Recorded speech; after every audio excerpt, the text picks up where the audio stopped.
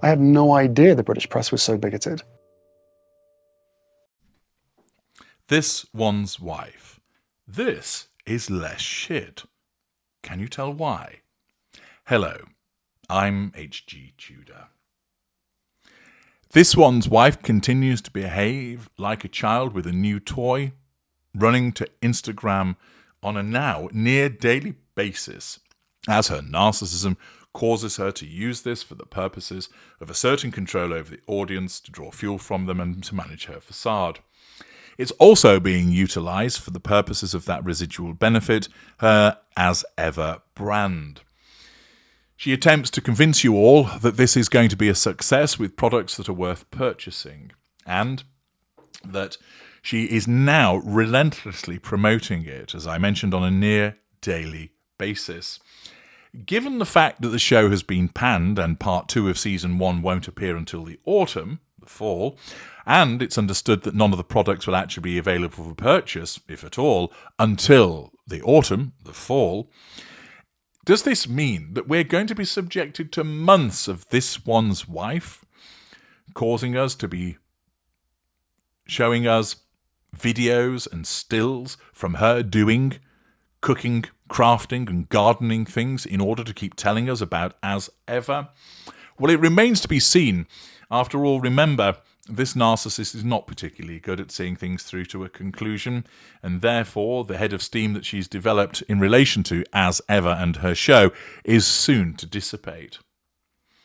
She's actually to gain with another reel that has been posted to Instagram, as always, driven by her narcissism for the pursuit of the prime aims. It's not to do with anything other than that. But there's something about this particular reel which means that it's less shit than what ordinarily has appeared on her television programme. I'm going to play it for you now, and then I want you to consider, why is it less shit than what she normally pumps out? Here it comes. Oh, do you hear that?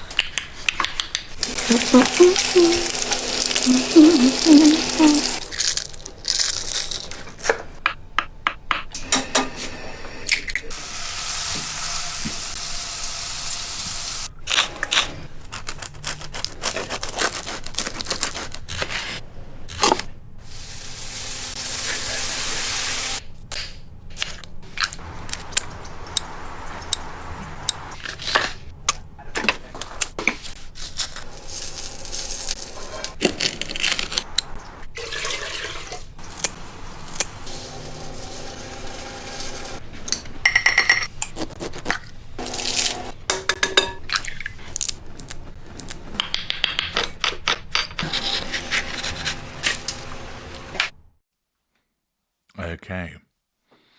Have you worked out why that particular series of clips posted by this one's wife on her Instagram are less shit than usual? Yeah? Did you get it?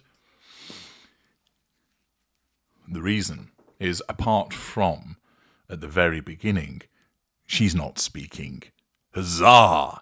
Yes, you don't have to be subjected to the breathy vocal fry that she regularly utilizes. This was her attempt at ASMR. If you're not familiar with what that is, it's autonomous sensory meridian response, which is a tingling sensation that usually begins on the scalp and moves down the back of the neck and the upper spine. It's a pleasant form of paresthesia. It has been compared with auditory tactile synesthesia and may overlap with frisson. ASMR is a subjective experience of low-grade euphoria characterized by a combination of positive feelings and a distinct static-like tingling sensation on the skin. It is most commonly triggered by specific auditory stimuli and less commonly by intentional attention control. Accordingly, you will have come across videos by people that utilize their voices and often particular sounds that have been utilized to create ASMR, and there are certain YouTubers dedicated to the provision of such material. Often, it has to be said, accompanied by certain pictures, often of scantily clad women, which tends to have a particular effect upon a male audience. But this was this one's wife's attempt to stimulate you through ASMR with various sounds of sizzling bacon and crunching food and chopped vegetables. Question is, did it work for you? You can let me know in the comments section. I should imagine that one of the biggest problems that remains is you still get to see her in much of the clips, but at least you don't have to hear from her. Which has led me to one of the interesting points about this one's wife, her voice. The voice can be a powerful weapon for the narcissist. It certainly is for your glorious narrator.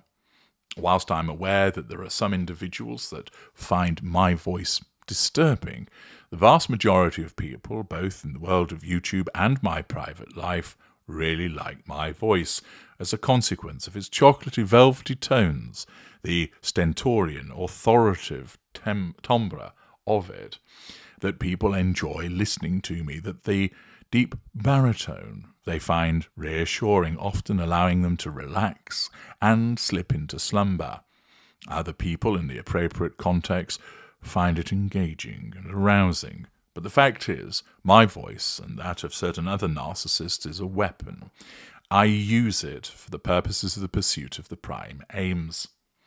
This one's wife does as well, because naturally, when she speaks to people, she is doing so for the purposes of the pursuit of the prime aims. But she has a significant problem. Her voice is awful to listen to. It's awful to listen to because, although she thinks that she's authentic, it isn't. What she does is she pauses at the wrong time when she's giving speeches, that she engages in these breathy tones and the vocal fry. Whilst when I do her voice, I do a parody of it, the effect is the same, basically to cause you to want to scream because you're experiencing the nails down a blackboard. That for many people, they simply cannot endure anything where this one's wife speaks. I've seen it in the comment section on my videos. I've seen it elsewhere, that people have to mute her because her voice comes across as so contrived, so false, but also it isn't even pleasant false voice. Naturally, people have different styles to their voices. They will have a conversational style. They will have their perhaps doing their sexy voice. They will have a broadcast voice if they are engaged in that type of activity.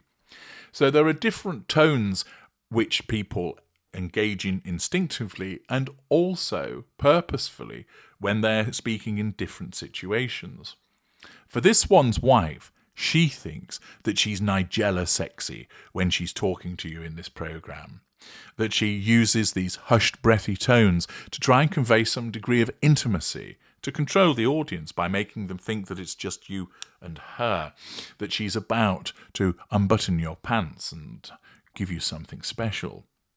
The vocal fry, of course, is an affectation which has come from the part of the world that she hails from and is something which, of course, was memorably summed up in an episode of Loudermilk.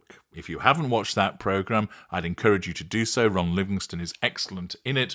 And you might have seen a clip which is taken from the show, where he goes into a coffee shop and he imitates the young girl behind the counter by explaining that essentially the vocal fry is used by either teenagers or rich people. And he concludes, you're working in a coffee shop, so you're not rich, and you're not and I can see you're not a teenager. It's basically to convey an image of, I don't care. Now, this one's wife might be said to be rich. She's certainly not a teenager. But again, it's an affectation on her part and one that's see-through. Thus, when she releases this clip, as always, it is to pursue the prime aims through Instagram.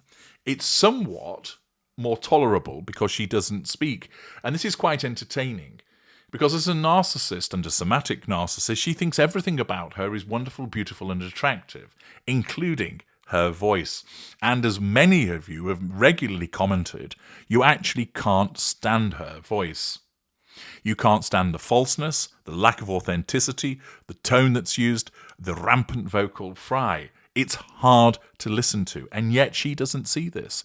She thinks she has a wonderful, gorgeous voice.